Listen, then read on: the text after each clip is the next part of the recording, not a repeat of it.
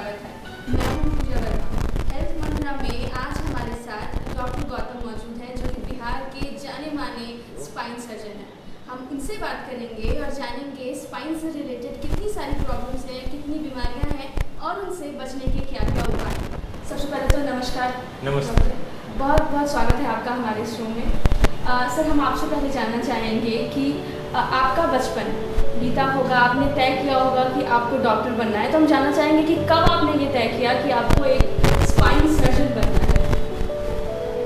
Doctor बनना तो बहुत पहले से बचपन में थोड़ा एक ऐसा रुचि हो गई थी कि डॉक्टर बनना है, और उसमें हड्डी का डॉक्टर बनना लगभग मैं जब 9th-10th में था तब एक डिसाइड किया था। जब मैं ऑर्थोपेडिक्स कर रहा था तब स्पाइन में खास रुचि थी कि स्पाइन बहुत चैलेंजिंग था और काफ़ी लोग इसमें अच्छे से काम नहीं कर पा रहे, इसलिए स्पाइन में कुछ अच्छा करने की चाह से मैंने स्पाइन ये फील्ड चूज की। सर, हम आपसे ये भी पूछना चाहेंगे कि बहुत सारे लोग हैं जिनको इनसे रिलेटेड प्रॉब्लम्स होती है, तो क्या कुछ बहुत ज़्यादा है जो लोगों में पाया जाता है? कौन कौन सी ऐसी बीमारियां हैं जो अक्सर लोगों में पाई जाती है, उसके बारे में हमें कुछ बताएं। सबसे अधिक जो कॉमन है स्पाइन के प्रॉब्लम्स वो है कमर का दर्द और गर्दन का दर्द। जैसे जैसे उम्र के जो हमारे वयस्क लोगों की जो जनसंख्या बढ़ रही है, एजिड पॉपुलेशन 60+ की जो पॉपुलेशन, उसके साथ साथ रीढ़ की हड्डी में घिसावट वाले जो पेशेंट्स हैं वो अधिक देखे जा रहे हैं। इसके साथ जो हमारे जीवन शैली में बदलाव है, जैसे आजकल हम लोग मोटापा हम लोग ज़्यादा देख रहे हैं, काम करने के दौरान ज़्यादातर समय बैठे बैठे काम हो जाता है, चलना फिरना वॉक पे कम होता है। जो पहले हम लोग 1-1 किलोमीटर चलते थे, आज 100 मीटर नहीं चलते हैं। ये सबसे रीढ़ की हड्डी में घिसावट बढ़ता है, और मोटापा होने के कारण आपका वेट ज़्यादा होने से जो डिस्क रहती है रीढ़ की हड्डी में उसमें घिसावट होती है। तो सबसे अधिक कॉमन चीज़ जो हम लोग आज देखते हैं कमर का दर्द, और कमर के दर्द के साथ गर्दन का दर्द। गर्दन में दर्द इसलिए भी ज़्यादा कॉमन हो गया क्योंकि अधिकतर समय या तो हम पढ़ाई करते हैं, मोबाइल देखते हैं, या फिर नीचे झुक के काम कर रहे हैं, और इसके कारण जो आपकी गर्दन की हड्डी है उसमें स्पॉन्डिलोसिस के परेशानी होती है। तो शुरुआती दौर में तो खाली ये दर्द से चालू होता है, लेकिन रीढ़ की हड्डी में घिसावट यदि और बढ़ती जाए तो जो रीढ़ की हड्डी के बीचों बीच ईश्वर ने नस रखी है, उस नस पे भी दबाव बन सकता है, जिसके कारण हाथ में यदि गर्दन में घिसावट हो रही तो हाथ में दर्द आ सकता है, या हाथ में कमजोरी आ सकती है, या कमर में तकलीफ है तो पैर में तकलीफ आ सकती है, नस में पेन होता है जिसे आमतौर पे साइटिका कहा जाता है। तो पैथोलॉजी वो रहता है डिजेनरेटिव, और उससे रिलेटेड ये सब चीज़ चालू होता है। ये सबसे कॉमन चीज़ है। जो इससे कम कॉमन है वो है रीढ़ की हड्डी में घिसावट के साथ साथ रीढ़ की हड्डी का फ्रैक्चर होना, जिसमें नस चोटीला हो सकता है और उससे अन्य कई तरीके के दर्द या फिर कमज़ोरी जिसे पैरालिसिस कहते हैं वो भी हो सकता है। रीढ़ की हड्डी में और एक कॉमनली जो हम लोग देखते हैं वो है बोन टीबी। आमतौर पर टीबी छाती में होती है, छाती के बाद जो हड्डियों में टीबी होती है उसमें सबसे अधिक कॉमन रीढ़ की हड्डी में टीबी होना है, और रीढ़ की हड्डी में टीबी होने से आदमी पूरा लाचार हो जाता है, और उसके साथ नस अगर दबाव सह रही है तो नस में कमजोरी भी आ सकती है। सर, तो हम ये भी जानना चाहेंगे कि क्या एक पर्टिकुलर एज है ऐसी बीमारियों के लिए, या किसी को भी कभी भी हो सकता है? अधिकतर जो कॉमनली हम लोग देखते हैं रीढ़ की हड्डी के प्रॉब्लम्स, ये है डिजेनरेटिव प्रॉब्लम्स। इसका जो सबसे इम्पोर्टेंट कॉज है ये आपका खुद का जेनेटिक मेकअप, यानी आपके शरीर में जो आपके जीन्स से वो, ये ज़रूरी नहीं कि आपके माता पिता जी को तकलीफ हो तभी आपको हो, आपका खुद का जो जेनेटिक मेकअप है वो सबसे इम्पोर्टेंट है। इसके साथ जो बाकी चीज़ जो इसको प्रभावित करती हैं, जैसे आपकी जीवन शैली, लंबा देर एक जगह बैठे रह जाना, भारी सामान उठाना, बहुत ज़्यादा वज़न हो जाना, बहुत ज़्यादा या बिल्कुल ही नहीं कसरत करना, खेलकूद में सावधानी नहीं लेना, ये सब चीज़ उसको प्रभावित करती है। तो जैसा कि कुछ जेनेटिक प्रॉब्लम्स रहते हैं, जैसे आपका डिस्क अगर बहुत नाजुक है तो कई बार देखा गया कि 16 और 17 साल के लड़के लड़कियों को भी उसमें प्रॉब्लम होता है, और उसके लिए भी उनको ऑपरेशन की ज़रूरत पड़ सकती है। दूसरा जो होता है, जो हम लोग आमतौर पे देखते हैं, वो आपका 40 प्लस में होता है। अधिकतर 40 के आसपास में डिस्क का प्रॉब्लम होता है, और रीढ़ की हड्डी जब घिस जाती है 60 के बाद, उसमें जो प्रॉब्लम होता है वो जनरली लंबर कैनाल स्टेनोसिस या सर्वाइकल माइलोपैथी, ये बीमारियाँ होती हैं। सर, तो हम ये भी जानना चाहेंगे कि क्या हिदायत आप देना चाहेंगे, क्या प्रिकॉशंस हैं जो इन सारी चीज़ों से बचने के लिए लोग इस्तेमाल कर सकते हैं? देखिए, कुछ चीज़ें जो हमारे हाथ में हैं ही नहीं, हम लोग उसी को बचा सकते हैं जिसमें हम लोग कुछ योगदान कर सकें। तो जो जेनेटिक मेकअप है उसमें हमारा हाथ नहीं है। हाँ, हम लोग इसमें कर सकते हैं कि आप अपने आप को तंदुरुस्त रखें, जीवन शैली आपकी अच्छी हो। तो लंबा देर यदि आप बैठ रहे हैं तो आपने देखना कि यदि आप सिटिंग जॉब में हैं तो आप 40-50 मिनट के बाद 5 मिनट क्यों ना अपने आप को उस पोजीशन से चेंज कर लें, 5 मिनट के बाद उठ जाएं। यदि आप कंप्यूटर पर बैठते हैं तो आपका गर्दन आप देखें कि आपका जो डेस्कटॉप है वो सीधा आपके सर के सामने हो, और उसमें भी आपको बीच बीच में गर्दन को थोड़ा मूवमेंट करना है, जैसे ये छोटा चीज़ हो गया। रोज़ का एक्सरसाइज होना चाहिए। फास्ट फूड कुछ समय कभी कभार के लिए ठीक है, लेकिन अगर उसका ज़्यादा इस्तेमाल हो तो आपका वेट गेन होता है, आपको बाकी डायबिटीज़ और हार्ट के प्रॉब्लम्स होते हैं, जिसका डायरेक्ट और इनडायरेक्ट इफेक्ट आपके स्पाइन पे भी पड़ता है। तो खेल कूद करना, एक्सरसाइज करना और बैड पॉस्चर से बचना।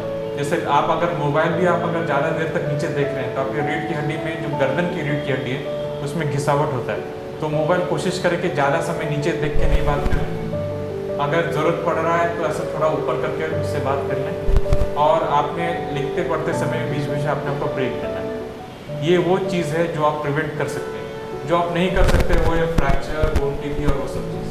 तो अन्य बीमारी के लिए आपने अपने आप को, शरीर को तंदुरुस्त रखना है, और फ्रैक्चर वगैरह नहीं होने के लिए, स्पेशली क्योंकि ओल्ड एज में फ्रैक्चर बिना चोट लगे भी होता है, जिसे हम लोग ऑस्टियोपोरोटिक फ्रैक्चर कहते हैं। तो ऑस्टियोपोरोसिस फ्रैक्चर जो होता है, ये ऐसा चीज़ है जो हल्का चोट या बिना चोट लगे भी फ्रैक्चर कर देता है रीढ़ की हड्डी में। और ऑस्टियोपोरोसिस में सबसे अधिक फ्रैक्चर होने जो 60 के बाद होता है, वो रीढ़ की हड्डी में होता है। तो उसके लिए आपको हड्डी मजबूत रखना है। अभी गौर करने वाली बात यह है कि जब आपका हड्डी ऑलरेडी कमज़ोर हो गया है, तब कैल्शियम ले देने से बहुत अधिक फर्क नहीं पड़ेगा। तो आपको जो कैल्शियम लेना है वो आपको 35 और 40 साल के पहले लेना है। जितना आप अपने बॉडी में कैल्शियम लेके हड्डी को मजबूत कर लेंगे 35 से 40 साल तक, उसी के आधार पे आपके आगे का 60 इयर्स एंड अबव में आपका हड्डी कमज़ोर रहेगा या मजबूत रहेगा।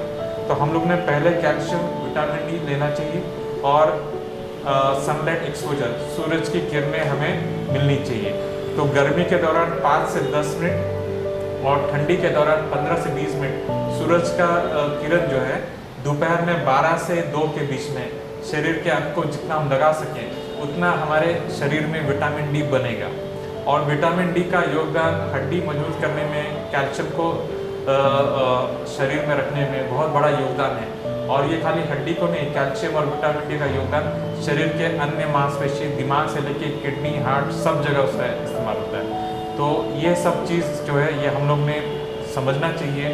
भारत ऐसा देश है जहाँ अधिकतर दिन साल में सूरज की किरणें हमें मिलती हैं, फिर भी 85%, 85% से ज़्यादा लोगों को विटामिन डी की डेफिशिएंसी होती है।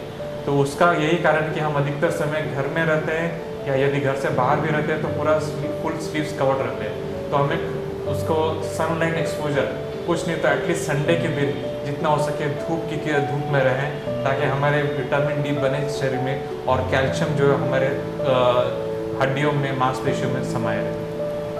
बहुत बहुत धन्यवाद सर, आपने बहुत ही अच्छा। सर्वाइकल डिस्क डिजीज के बारे में आजकल काफ़ी ज़्यादा है, लोगों से पूछो तो काफ़ी ज़्यादा लोग हैं जिसको इस अमाउंट में हो रहा है। तो इसके बारे में खास तौर पर हम जानना चाहेंगे कि ये कब होता है, किस उम्र में होता है, और क्या कुछ है जिसकी वजह से ये चीज़ें हो रही हैं लोगों को। जैसे सर्वाइकल डिस्क, सर्वाइकल कर्वेचर जो होता है वो एक्चुअली लॉर्डोसिस रहता है। यानी अगर हम लोग सामने देख रहे हैं तो ये ढांचा ऐसे रहता है। अब बार बार यूज़ करने से जब उसमें घिसावट होती है तो वो सीधा होता है और फिर आगे की ओर झुकने होता है। तो पहले जो हम लोग देखते थे, या हम लोग जो किताब में पढ़ते थे, कि जब सर्वाइकल का ढांचा ऐसे से ऐसे होता है, अधिकतर समय 55 ईयर्स, 55 साल के बाद होता है।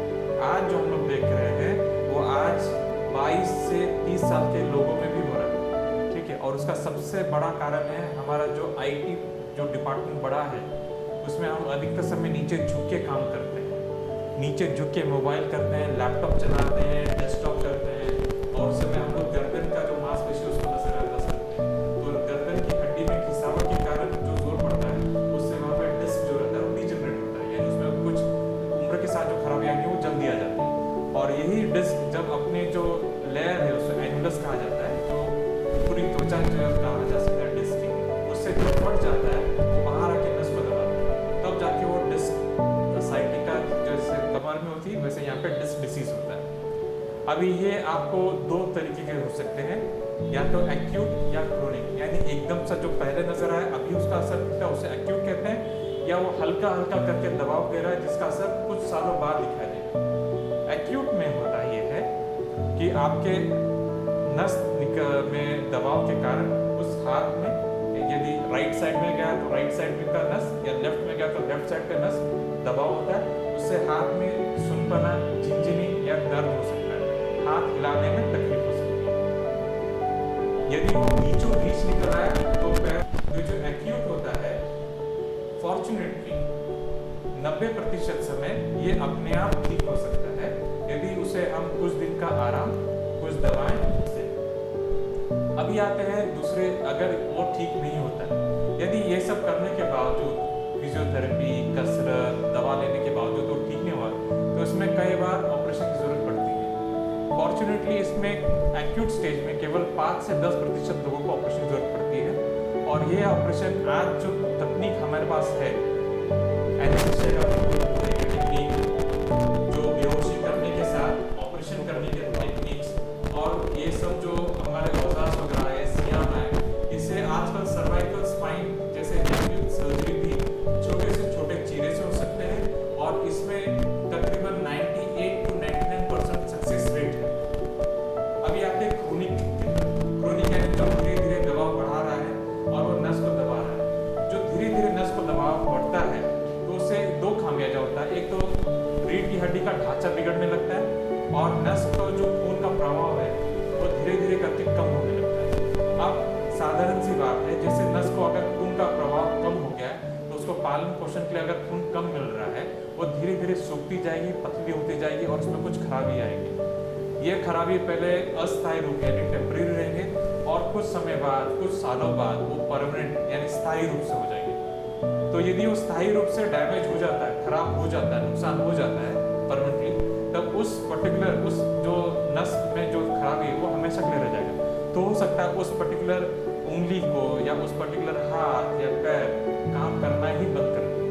तो एज ए स्पाइन सर्जन हमारा काम है कि ये चीज़ को हम लोग पहले भाप लें, मरीज को इस परेशानी से पहले आगाह करा दें, और उसका समय रहते, यानी जब डैमेज आपका टेम्परेरी स्थायी रूप से पूरा बदलाव नहीं आ रहा है, उसी समय उसका ऑपरेशन कर दें। आजकल ये ऑपरेशन भी सामने से यानी आगे फ्रंट से या पीछे से भी किया जा सकता है, और ये भी आजकल 98% सेफ सर्जरी है।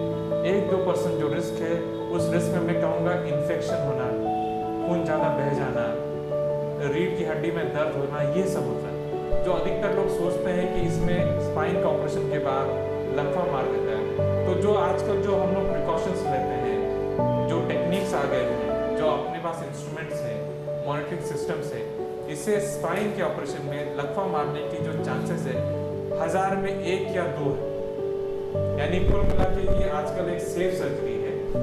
सर आपको ये ध्यान रखना है कि आप सही डॉक्टर के पास सही समय पहुंचे, ताकि उसका सही तरीके से अच्छे से इलाज हो। बहुत बार लोग इन सारी चीज़ों को इग्नोर कर देते हैं कि खर्च बहुत आएगा, हमारा बहुत ज़्यादा क्या ज़रूरत है इन सारी चीज़ों को करने की, कोई नहीं, थोड़ा दर्द है, काम चल जाएगा। हम ये जानना चाहेंगे कि ऐसा कुछ है क्या, बहुत ज़्यादा खर्च है इन सारी चीज़ों में, या इसका इलाज बिहार में नहीं मौजूद है, या इसके लिए बहुत दूर जाने की ज़रूरत है? कितना एक खर्च के हिसाब से अगर हम पूछे सवाल कि कितना तक आता है, एक मिनिमम एवरेज फैमिली उठा सकती है या नहीं उठा सकती है खर्च को, इस तरीके का? इस तरीके का ऑपरेशन आजकल सेफ है, और ये इतना आसानी से हो जा रहा है, इसका खर्चा भी कम हो गया। जो खर्चा 4 साल पहले था उसके मुकाबले आज कम से कम 30% उसमें खर्चा कम हो गया है। और आजकल ये इतना कॉमनली हो रहा है कि हर कोई मिडिल क्लास इसको अफोर्ड कर सकता है। दूसरा एक और मैं कहना चाहूँगा कि इसमें जो इंश्योरेंस प्लेयर आए हैं, मेडिकल हेल्थ इंश्योरेंस आए हैं, प्रधानमंत्री योजना जो आए हैं, मुख्यमंत्री योजना जो आया है, ये सब का भी लोगों ने लाभ उठाना चाहिए ताकि ये सर्जरी आप सही समय पे कर लें। आजकल जो हम लोग कर रहे हैं सर्जरी, वो वही मैं कर रहा हूँ जो मैं बॉम्बे में और जब मैं दिल्ली में था तब मैं जो करता था वो सब मैं यहाँ कर पा रहा हूँ। तो ऐसा नहीं कि बिहार में वो नहीं हो रहा है जो दिल्ली या बॉम्बे में हो रहा है। इनफैक्ट कुछ सर्जरीज जो दिल्ली और मुंबई में अगर फेल हुए हैं उसको भी हम लोग ने यहाँ पे इलाज किया और वो भी अभी सक्सेसफुल हुआ है। सर बहुत बहुत धन्यवाद हमें इतनी सारी जानकारी देने के लिए और हमारे लोगों को इतना कुछ अवेयर करने के लिए।